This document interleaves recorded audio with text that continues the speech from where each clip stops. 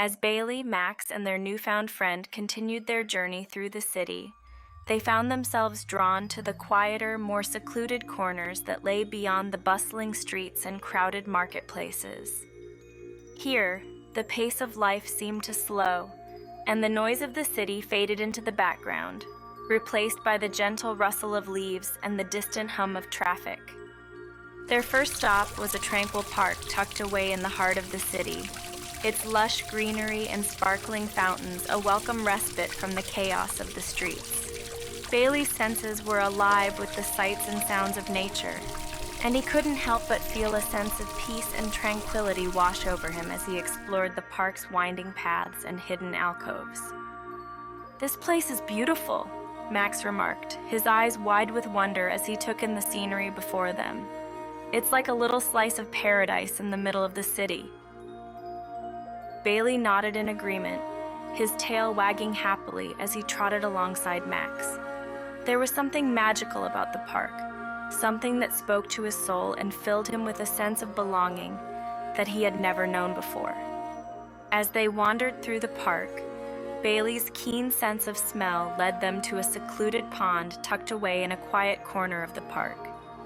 The water was crystal clear, reflecting the vibrant colors of the surrounding foliage as it rippled gently in the breeze. "Let's take a break here," Bailey suggested, his voice soft with reverence as he gazed out at the tranquil scene before them. Max nodded in agreement, his eyes shining with gratitude. Together they settled down beside the pond, basking in the warmth of the sun as they watched the world go by. But as they sat and relaxed, a sense of unease crept over Bailey, a feeling that something was not quite right. He couldn't shake the feeling that they were being watched, that there was someone or something lurking in the shadows, waiting to pounce. "Did you hear that?" Bailey whispered, his ears perking up as he strained to listen for any sign of danger. Max nodded, his eyes scanning the surrounding trees for any sign of movement.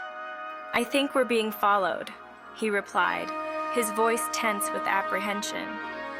Bailey's heart raced with fear as he scanned the area, his senses on high alert for any sign of danger. And then, just as he was about to give up hope, he caught sight of a pair of eyes peering out from the underbrush, glowing with a fierce intensity. "Who's there?" Bailey called out, his voice firm with resolve.